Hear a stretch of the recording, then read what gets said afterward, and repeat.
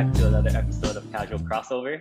Hello. Today we are going to be talking about the New York Knicks. They just got bounced 4-1 by the Atlanta Hawks. Mike has got a lot to say, but before we begin, I just want to thank everybody for tuning in, watching our videos. Please give us a thumbs up and subscribe to our channel. And so with that being said, I'm gonna let Mike go off about Julius Randle and the New York Knicks. All right, so it's gonna be short and sweet.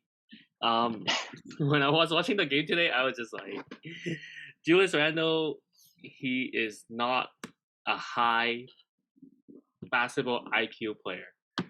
I watched the game. We watched the game. I watched the game. I didn't watch the full game, but just watching him is just really frustrating. Especially I know everybody have the same view, but every time when Julius Randle try to shoot a three, I think they lost a little bit of their soul. I don't know if the New York Knicks fans are gonna agree with me on that, but I'm a neutral, and I'm a neutral fan. Let me ask you a question. I'm a neutral fan, but let me go ahead. me ask you a question. Yeah. Did Julius Randle just go from the most popular man in New York to the most hated man in New York? I don't think. Okay, I feel like New York Knicks fans didn't have that high of an expectation of the team this year, so they probably won't go to that extreme. But I feel like but some of them are probably pretty pissed off about it. Frustrated. Yeah, frustrated. Yeah. Definitely. I mean, yeah, it's just tough. I mean, for me as a neutral, I was frustrated. Imagine what the fans are thinking, who was either watching it live or even just watching on TV. It was hard. It was hard to watch because I think in the first half he was pretty good. He was very aggressive coming out. But I guess pretty much by the later half of the third quarter, the wheels already came off. I think the whole team was just frustrated because they couldn't stop the Hawks. Trae Young was just doing whatever he wanted to do. The Atlanta just in general, they just play way better than the Knicks today. Rightfully so, right? They are a better offensive team. Yeah, I think they got a lot of they actually got really good contribution today from the role players, the bench. I remember John Collins made quite a couple of threes. I know Herder scored quite a bit. But yeah, Trae Young was the usual suspect. He pretty much just did whatever he needed to do, and Knicks can't stop him. I just want to ask you though, do you think because of how well the Knicks played in the regular season, that led to not just the New York fans, but the entire all people who are following basketball? Do you think their regular season play has led all of the people in the world to overrate them, to think that they are something that they're not? Because if I tell you in the beginning of the season, hey, Knicks are gonna be fourth seed in the league, or sorry, fourth seed in the East, you'll probably laugh in my face and call me stupid, right? Probably. I feel like they really outdid themselves. They overachieved, and then when they got to the playoffs, they're just not that team. I think they were known for the defense, right? And I think this whole series, the defense just didn't show up, or the defense just couldn't keep up with the quickness that the Hawks are playing. The Hawks are so multi-dimensional. There's so many weapons that they could do. So the Knicks couldn't zone in on one person. I mean, they could, they tried, but Trae Young, you just couldn't contain him, right? He did whatever he wanted. And then plus you get contribution from other role players in the Hawks, then then it's gonna be difficult. So even if Knicks played a really perfect, the perfect defensive game, it was gonna be tough for them, right? Because they They don't can't have as much score. weapon, right? They don't have They as can't much score. weapon. Yeah. Yeah, they couldn't score. So now, on top of that, you can't keep up with that same defensive velocity, right? You're not playing as good defensively in the playoff. Then that recipe is gonna be gone, and then it's just gonna make your job that much harder to win games in those series, not let alone winning it. So yeah, I think the problem is that defensively they just didn't play as good defense compared to regular season. I mean, it's so hard, right? Because if you think about it, none of their guys could get going offensively in the whole series. Nobody.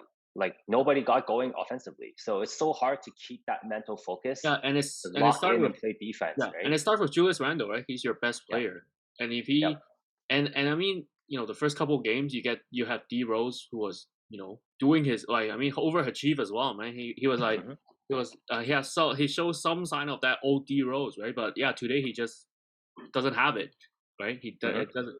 I mean, and I don't think anybody's gonna blame D Rose for that. I mean, he did what he No. have to do and exceeded what the expectation Yeah. was. But yeah, like I think this series just shows that the Knicks they gonna need a superstar. Where do you think Because they they go just from here? Like what do they have to do in the offseason? well, I mean, we talk about the free agent market for this summer. There's Do not you a think they'll lot. sign do you think they can sign Chris Paul? I don't know if Chris Paul wants to go to the Knicks. Hey, I he's a mean, franchise reviver, right? He wants to go to different franchises and um, just bring them back to relevance. I don't know if okay. It depends on how the Suns would do in this playoff. If Hmm. they can go further, I don't see why he. I mean, I feel like Suns might want to resign him because I think he's good for the whole team, right? Hmm. Like Devin Booker's Hmm. development, Cameron Payne's development as a real or true NBA point guard, and the Yeah. development of DeAndre Ayton, Yeah. Bridges, and all the other Hmm. players.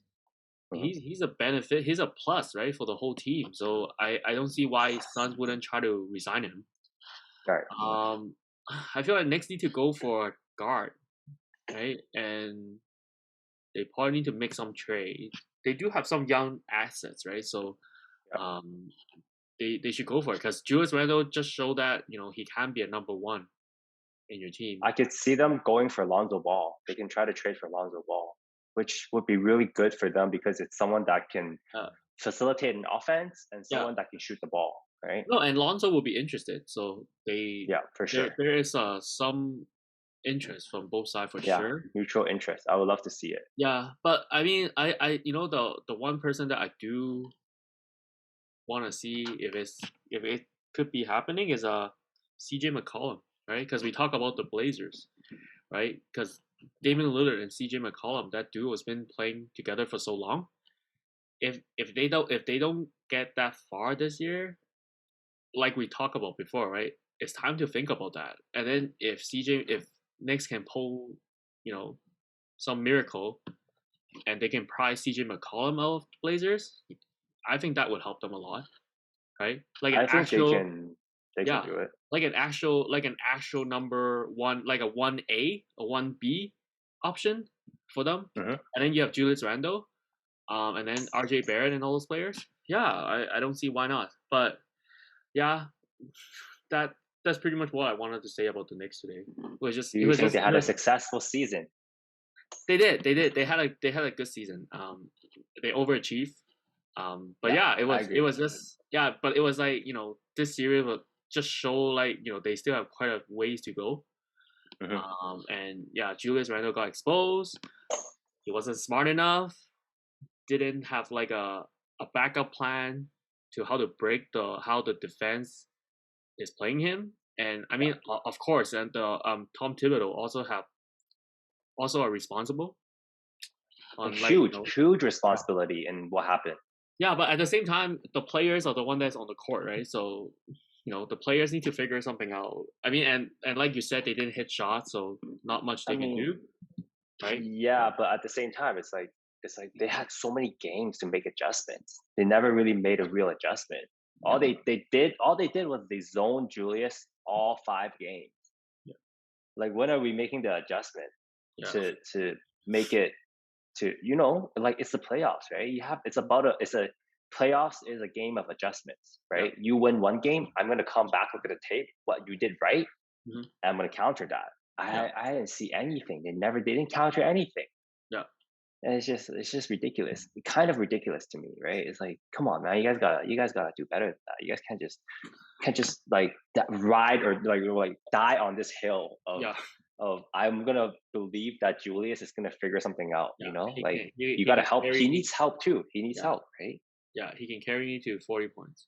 But yeah, Yeah, no. I think they definitely had a really successful season. Yeah, it's a good lesson too, right? For the Yeah. younger players. Yeah, definitely interested to see what they're gonna do in the summer, and then Yeah. maybe build on this for next season. It's Yeah, like, congrats to Julius Randle winning Most Improved Player. Like I've always been, he always has a special place in my heart because of being drafted in the The Lakers Laker and played ties, so right? many years in the Yeah, Lakers. I always want to see him do well. yeah, So it kind of hurts me that he got exposed and everybody's like, trashing on him in the playoffs. yeah, But like, being the most improved player also means that there's like, and then having this type of performance yeah. shows that this guy has even more room to improve, right? So the only way is up for him, right? Like, so I don't know about like, that. I don't know. only I don't know what else he can. I don't know what other